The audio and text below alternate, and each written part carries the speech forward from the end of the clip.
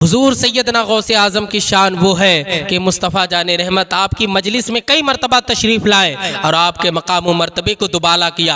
आपकी अज़मत को चार चांद मुस्तफ़ा जाने रहमत ने लगाए हैं, इसलिए कि मेरे नबी अपनी आल से बड़ी मोहब्बत फरमाते हैं, सरकार गौसे आज़म से भी बड़ी मोहब्बत फरमाते हैं। शेख बका रहमतुल्लाह अलैह बयान फरमाते हैं, एक दिन मैं शेख अब्दुल कादिर गौसे आज़म की मजलिस में हाजिर हुआ।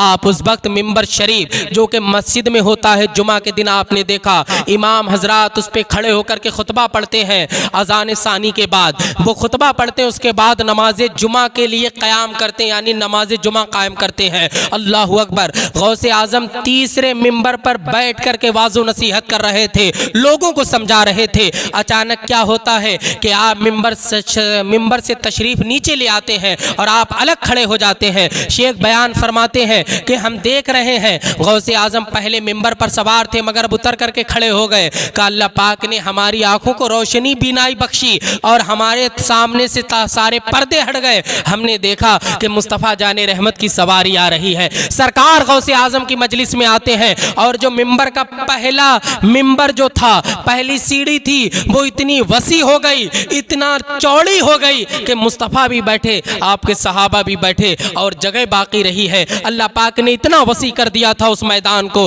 हालांकि हम जाहिर में देखते हैं जहां इमाम खड़े होते हैं वो छोटी सी जगह होती है, लेकिन मुस्तफ़ा जाने रहमत वो है, नबी मुख्तार कुल है, जिसको जो चाहे अता कर दे, ज़मी को आसमां कर दे, सुरैया को सरा कर दे। ये गौसे आज़म की मजलिस में मुस्तफ़ा जाने रहमत तशरीफ़ लाए हैं। गौसे आज़म खड़े हैं, अचानक गौसे आज़म गिरने लगते हैं। शेख बका फरमाते हैं, हमने जैसे ही गौसे आज़म को गिरते देखा, लेकिन मुस्तफ़ा जाने रहमत ने अपने दस्ते मुबारक लगाए, गौसे आज़म को संभाल लिया। कहा फिर हमने अपनी निगाहों से देखा कि गौसे आज़म पर फिर कोई तजल्ली पड़ी तो गौसे आज़म चिड़िया की तरह छोटे हो गए, इतने छोटे हो गए ऐसा लग रहा कोई एक मामूली से परिंदे हो। गौसे आज़म इतने छोटे हो गए। कहा फिर कोई ये पर आप पर एक तजल्ली पड़ी। कहा फिर हमने देखा कि गौसे आज़म इतने वसी हो गए, इतने बड़े हो गए कि हम खौफ करने लगे, अल्लाह अकबर, ये इतना बड़ा शख्स कैसे हो सकता है। कहा हमारे दिलों पर रौब और दबदबा तारी होने लगा था कि इतने बड़े कैसे गौसे आज़म हो गए,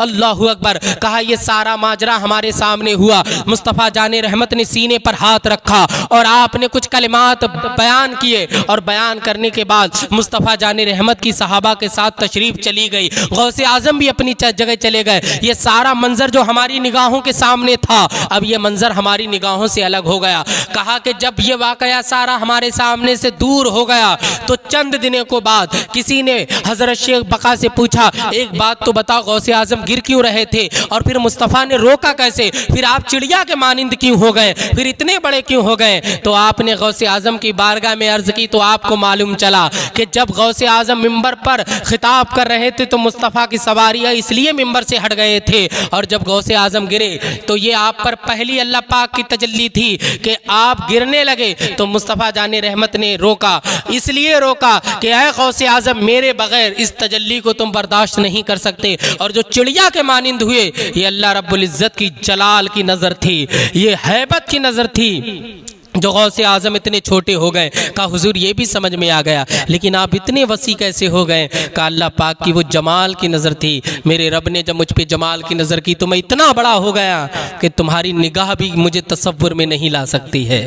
तो ये गौसे आज़म हैं कि जिनकी मजलिस में मुस्तफ़ा जाने रहमत खुद तशरीफ़ लाते हैं, चूँकि आप अपनी औलाद से बड़ी मोहब्बत फरमाते हैं। तो गौसे आज़म की एक एक करामत ऐसी है, एक एक करामत के आदमी उसे सुने तो दिल बाग बाग हो जाता। अल्लाह रसूल